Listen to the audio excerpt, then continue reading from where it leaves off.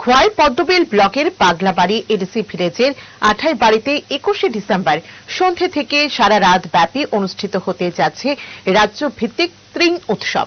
এই উৎসবে উপস্থিত থাকবেন রাজ্যপাল ইন্দ্রসেনা রেড্ডি নাল্ডু সহ রাজনৈতিক ব্যক্তিত্ব প্রদ্যোৎ কিশোর দেববর্মন, মন্ত্রী রতনলাল নাথ, অনিমেষ দেববর্মা সহ রাজ্য মন্ত্রী সভার অন্যান্য মন্ত্রী বিধায়করা।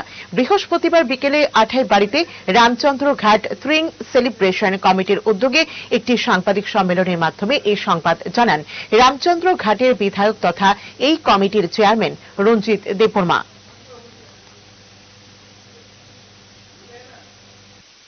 আমরা রামচন্দ্রঘাট ট্রিং ফেস্টিভ্যাল কমিটি এবার আঠাই বাড়ির ময়দানে আমরা উৎসাহ উদ্দীপনার মাধ্যমে ফেস্টিভ্যালটা করতে যাচ্ছি।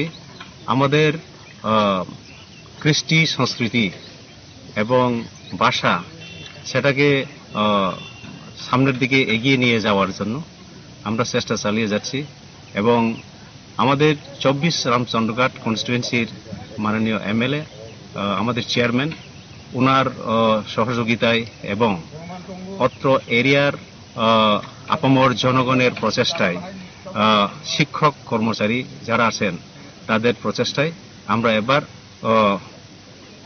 অনেক উৎসাহ উদ্দীপনার মাধ্যমে এই টিন ফেস্টিভ্যালটা এখানে করতে চাই।